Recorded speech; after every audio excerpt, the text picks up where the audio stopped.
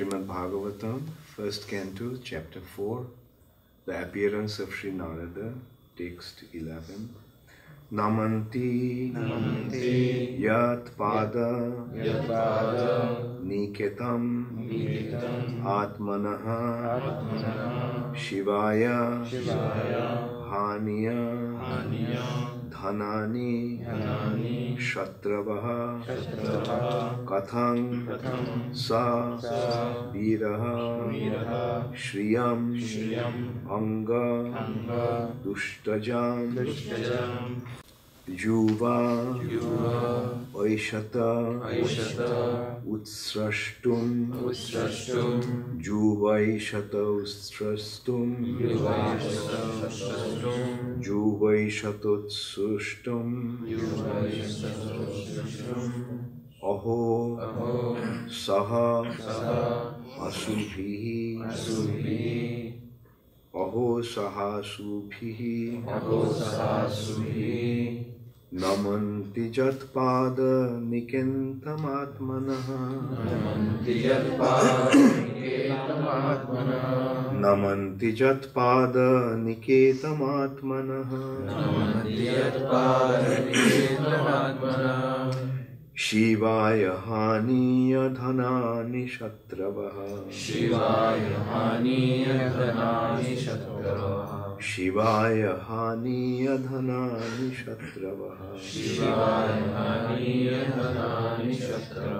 kathaṁ sa vīraḥ śriyam aṅga dustyajāṁ,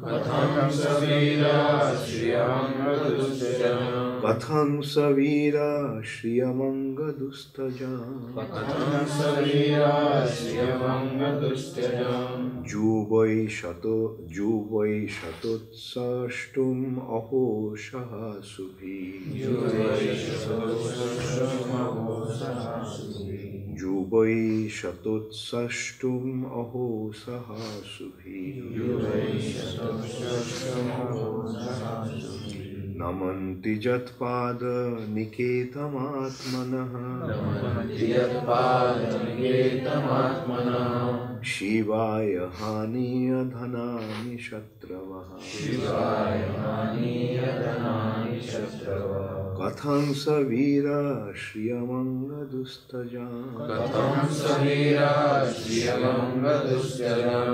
yuvaiṣatotsraṣṭum aho sahāsubhiḥ.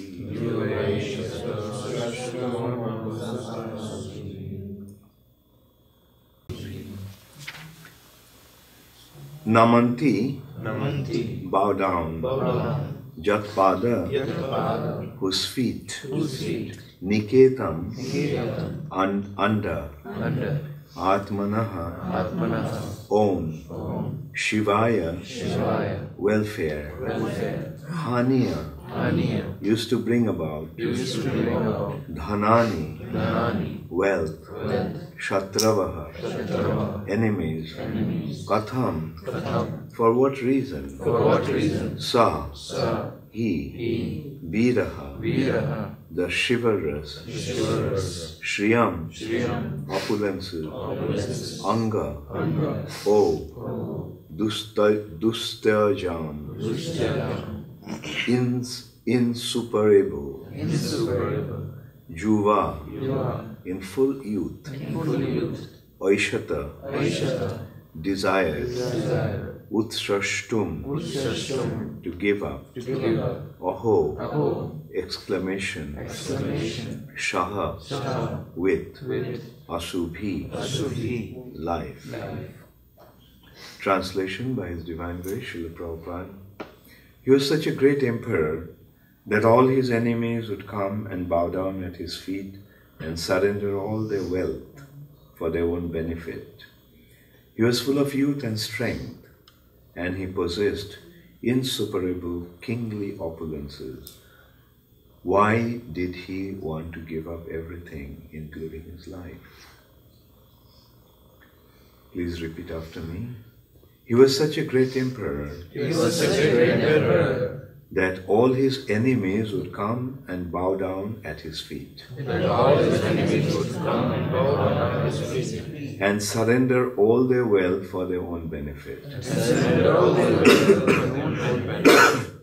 He was full of youth and strength. He was full of youth and strength. And he possessed insuperable kingly opulences. And he possessed insuperable kingly opulences. Why did he want to give up everything? Why did he want to give up everything? Including his life. Including his life. Purport by Srila Prabhupada. There is nothing undesirable in his life. He was quite a young man and could enjoy life with power and opulence. So there was no question of retiring from active life. There was no difficulty in collecting the state taxes because he was so powerful and chivalrous that even his enemies would come to him and bow down at his feet and surrender all wealth for their own benefit. Maharaj Parikshit was a pious king. He conquered his enemies and therefore the kingdom was full of prosperity. There was enough milk, grains and meat and metals, and all the rivers and mountains were full of potency. So materially, everything was satisfactory. Therefore, there was no question of untimely giving up his kingdom and life. The sages were eager to hear about all these. So, Sukadeva Goswami mentioned about Parikshit Maharaj, and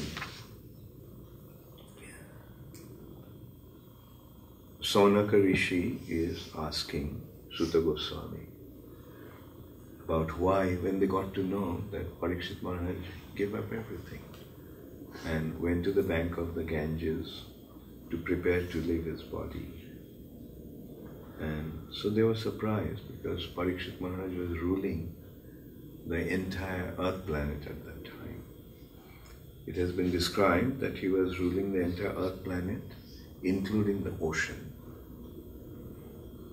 And so he was young, he was very powerful.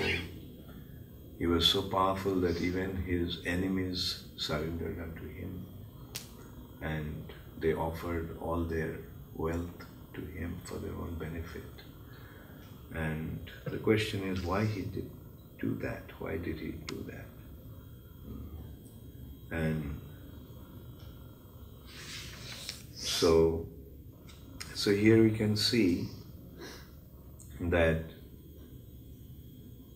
in the Vedic culture, the custom actually was that one should go through his life through different phases. First phase is student life. In that phase, one is a brahmachari, celibate. Then the second phase is householder life. One gets married. When he finishes his education, when he is prepared to lead his life, and so he would get married and he would pursue his occupation. And there used to be different kinds of occupations. For a Brahmana, the occupation was studying and teaching. For the Kshatriyas, the warriors, the occupation was to give protection to their citizens, which meant internal administration and prevent the state from enemy attacks from outside. So they are so powerful that they would be able to give protection in this way by defeating enemy attacks.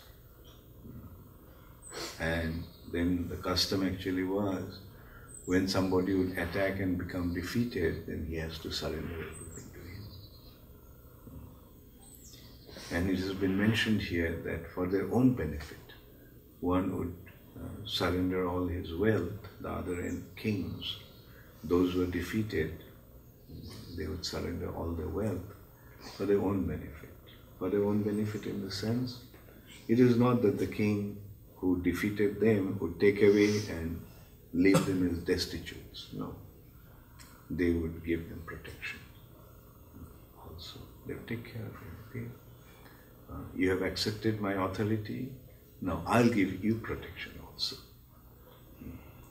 That is how the more powerful king, after subduing the less powerful ones, would give him protection. Not that they would go out and attack those kings, but if they attacked and if they were defeated, then that is the custom, that they would give them protection. And they would serve as a subordinate king. They would give the kingdom back. And they would rule the kingdom as a representative of the superior king. So in this way, the world structure of monarchy was established. The smaller kings were under the greater kings. The greater kings were under the monarch. And ultimately, all the kings of the world were under one king who was the ruler of the entire earth planet. So Parikshit Maharaj was such a king. It is not that those days people didn't know or didn't have access to go to other continents.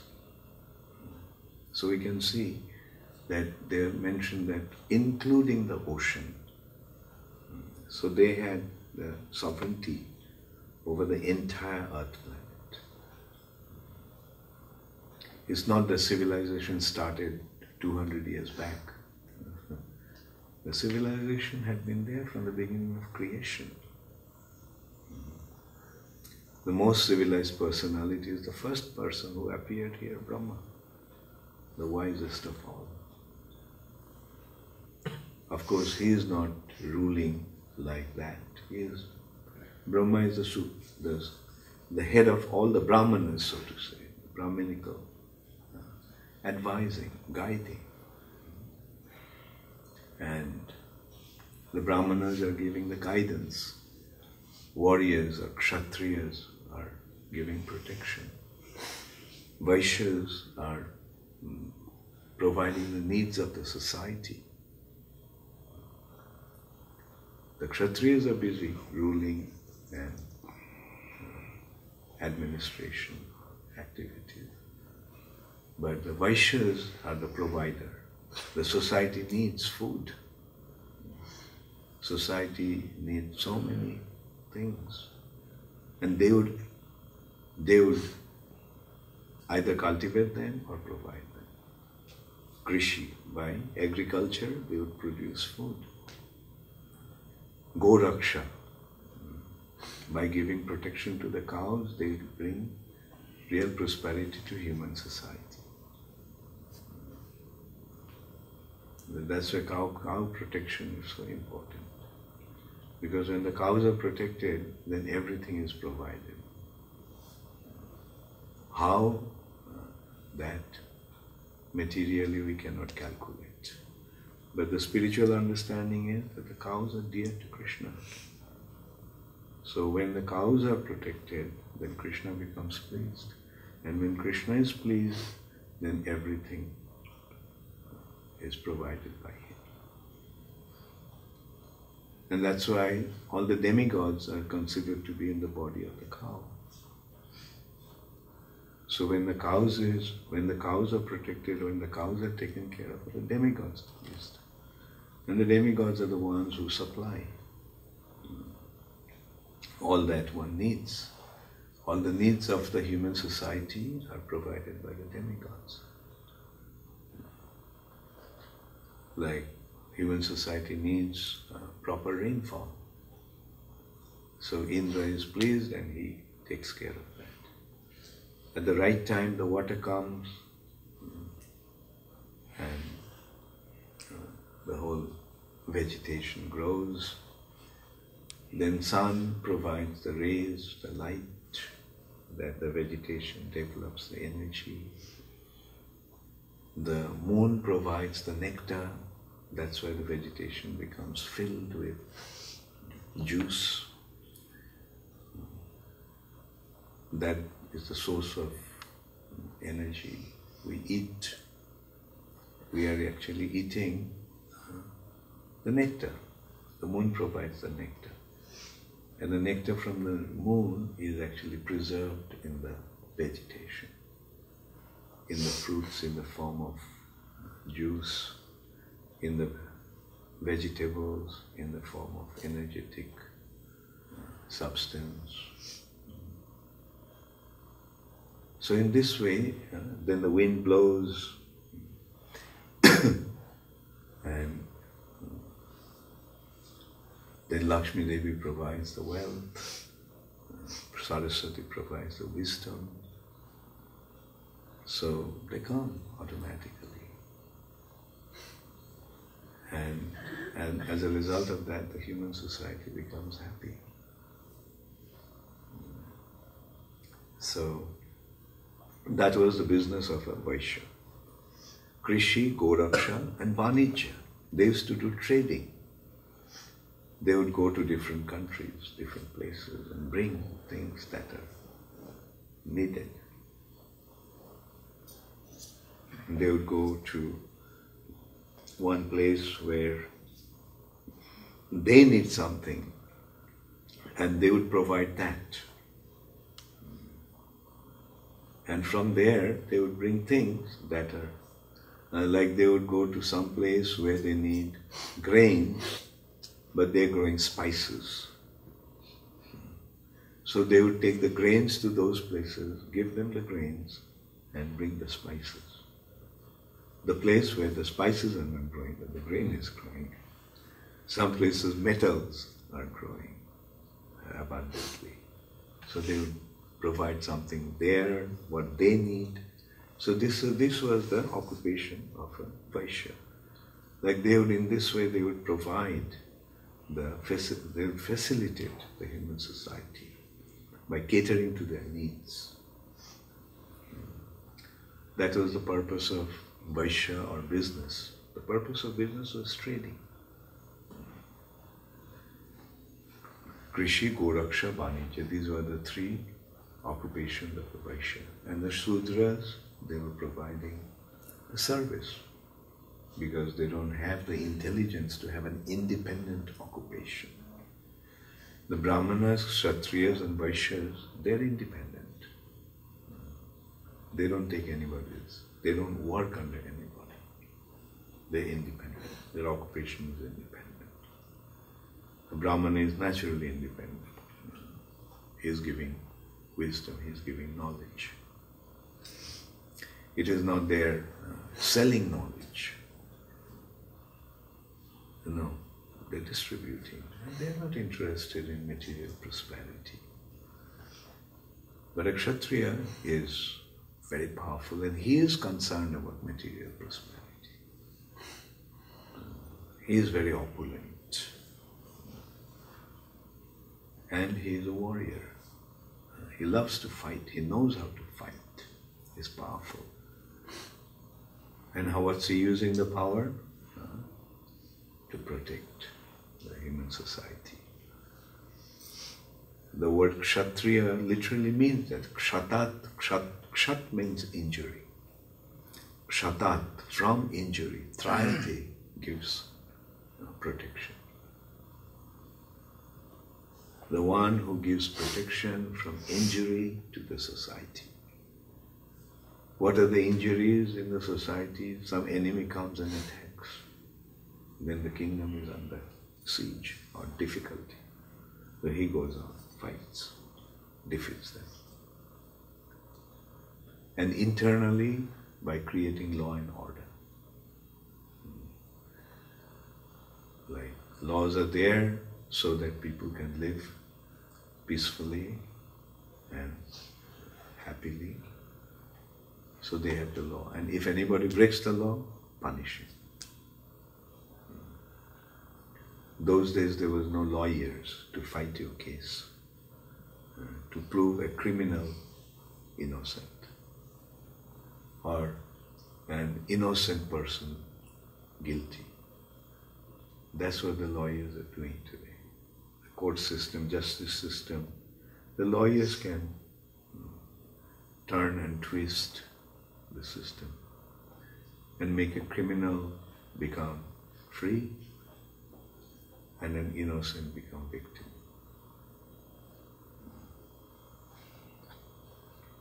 So, those days of Kshatriya himself, there was nothing called a judge. The king was the judge. And king would consult with the ministers, who are the wise people. And the king was trained from his childhood how to even judge people.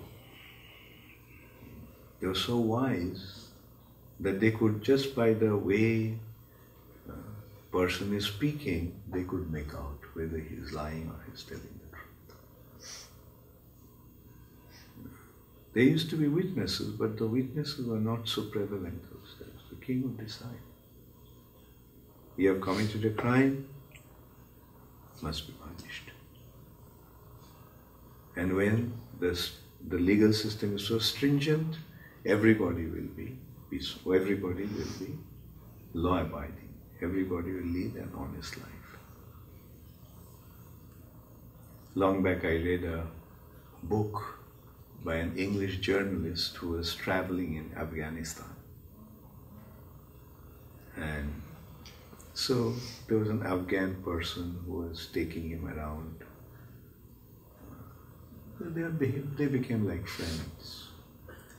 So one day his guide, Afghan tourist guide, was telling him the law in Afghanistan, that if somebody steals, his right hand is chopped off. So he was quite shocked to hear that. He asked, for any kind of stealing? He said, yes, any stealing, right hand is chopped off.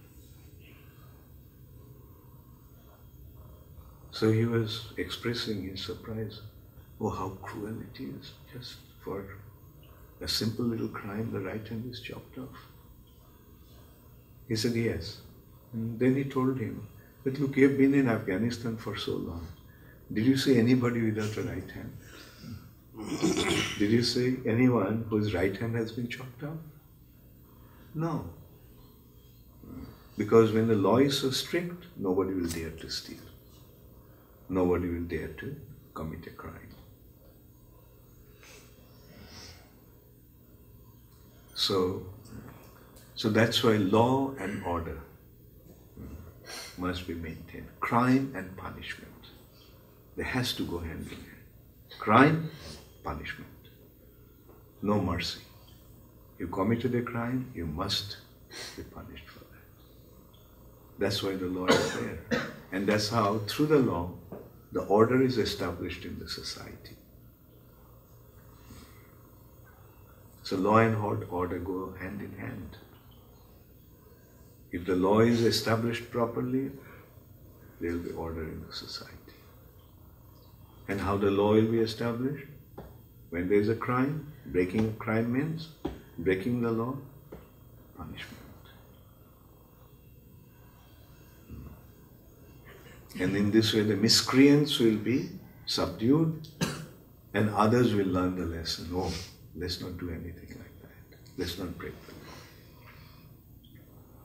And it was not only in India, like it was everywhere in the world. As I was saying, like in Afghanistan, not long ago, it was even recently, I don't know what's happening there now. But we saw from the history how law and order was maintained in European countries, in England.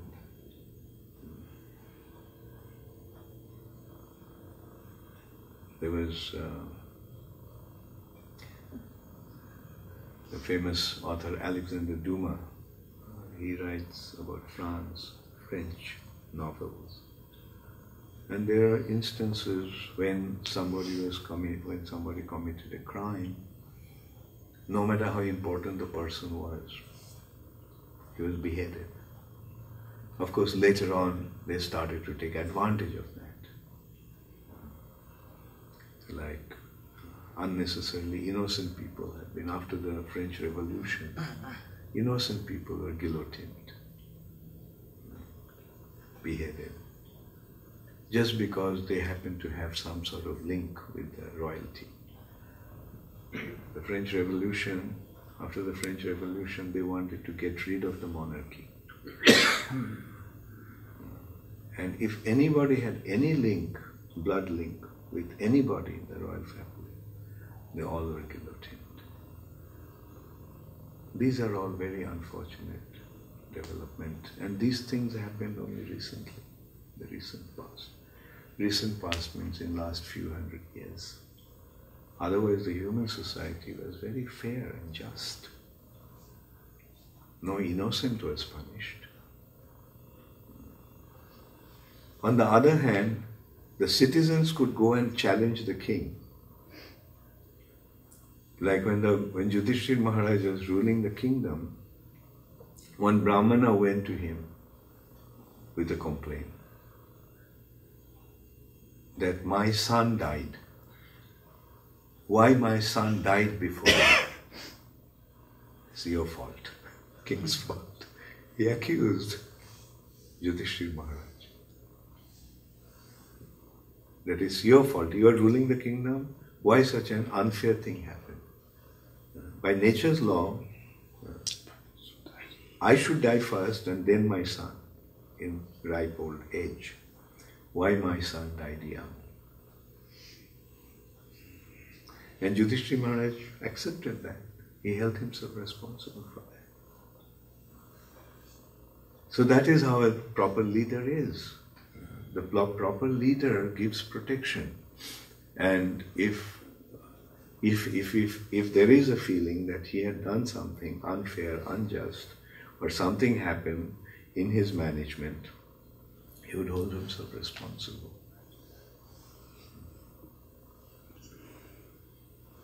So we can see what a wonderful situation was when Parikshit Maharaj was the ruler. And the whole world was full of prosperity. And we can see that 5,000 years ago, the whole world situation was very different. It all started 5,000 years ago due to the entrance of Kali. Kali's business is to establish adharma. Kali's business is to create sinful atmosphere. And that's why in ISKCON we have the standard: no meat eating, no intoxication, no illicit sex, no gambling. Because these are the sinful act. And Kali is promoting these activities. Meat eating is becoming rampant, intoxication becoming rampant. So like they're going into heavier and heavier drugs. Intoxication is not only alcohol and such things. Nowadays there are opium derivatives, they're very, very powerful intoxications. And as a result of that, their mentality is becoming crippled. And they cannot survive without those intoxicants. They become enslaved. That's the meaning of intoxication, habit forming. It forms habit so much so that you can't live without that. And it has become a big business.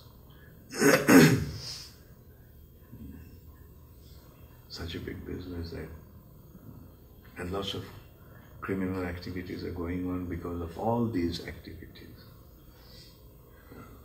All kinds of criminal activities are going on for intoxication, all kinds of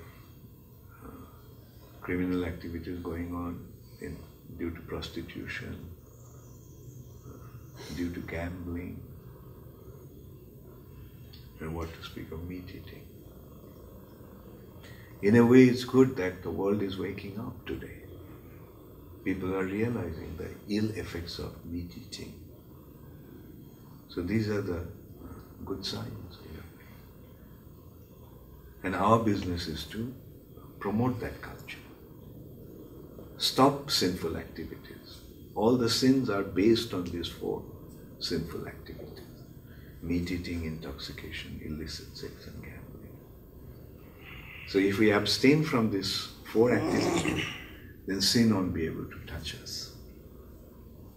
Whoever follows these 4 activities, his or her life will become pure, free from sin. And the atmosphere in this way will become free from sin. And then only real prosperity will come in human society. So, that is a good, important responsibility we have. He's saying,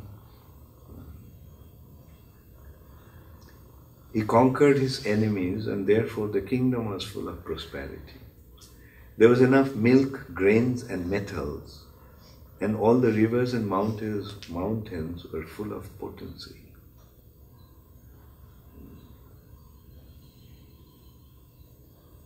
So materially everything was satisfactory.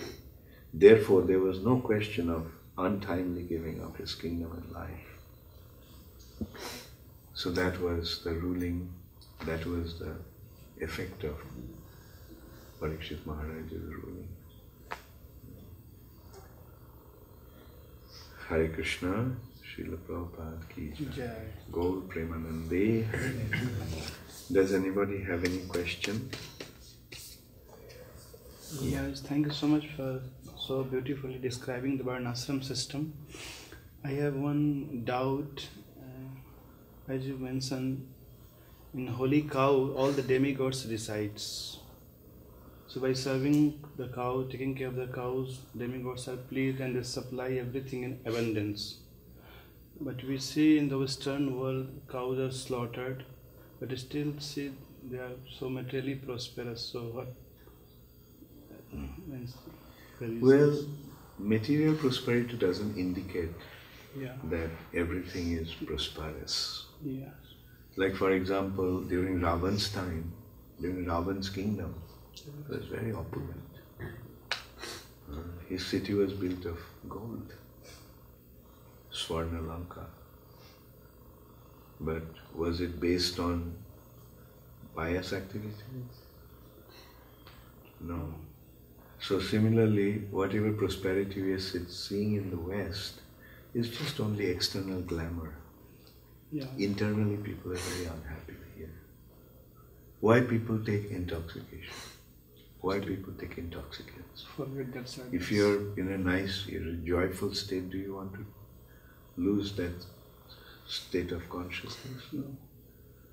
When you're suffering, like we can see that people are suffering. There may be material prosperity, but go to their house, you see what's happening.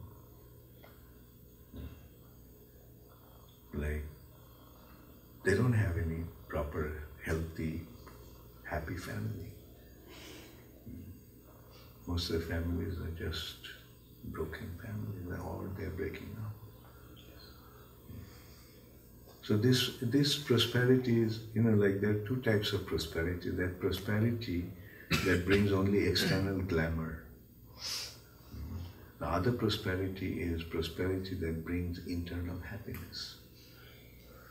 Out of these 2, which one is more important? Right? Like some people may be living in a multi-story building, living in a palace. In America we see that often. When we, sometimes we see that there is a certain area which is beautiful. In big cities you have areas, like where big mansions. But they're empty. Those who live in the mansion, they're out making money. There is a saying that they build these mansions, but their servants enjoy them. They're away, but their servants are living there. And they're actually enjoying that situation. And that's like they have big mansions, but they don't live there. 17, 18 hours a day, they're just out. And when they come here, if at all they come here at home, sleeping or watching TV. Even staying in a palace, but their consciousness is somewhere else watching the TV. So, and then you see like, you know, externally so glamorous, but, you know, husband and wife are fighting, husband is running after other women. Like we are seeing, even the president of this country is having affairs with prostitutes. What kind of society is this? Like in, I mean, so, you know, and who knows what his wife is doing?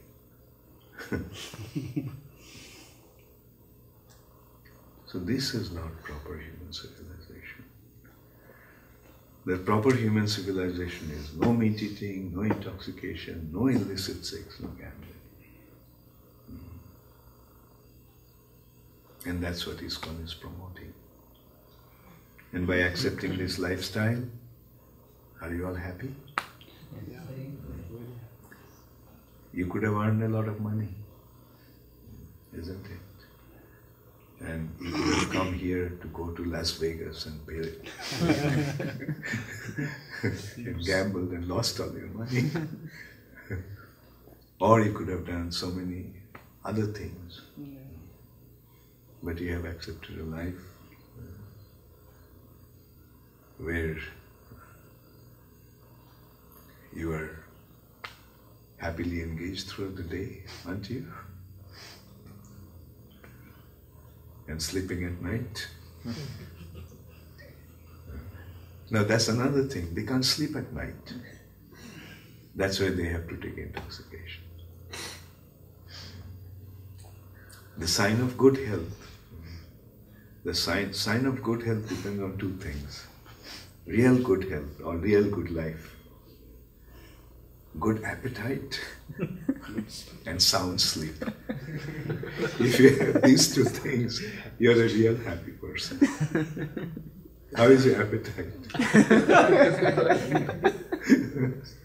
Some devotees are hungry before 7 in the morning. Well, Indriyesh, you got some more service. You have to provide breakfast before 6 o'clock.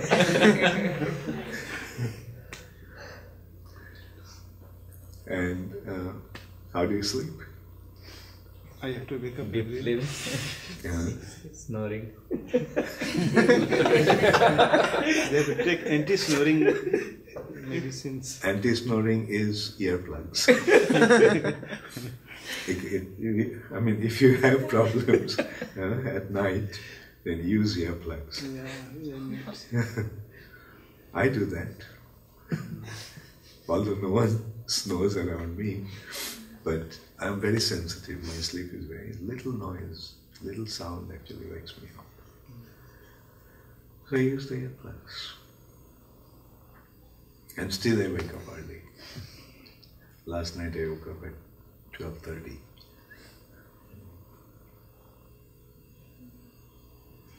Okay, thank you all very much. All glories to Srila Prabhupada. Gaur Prema.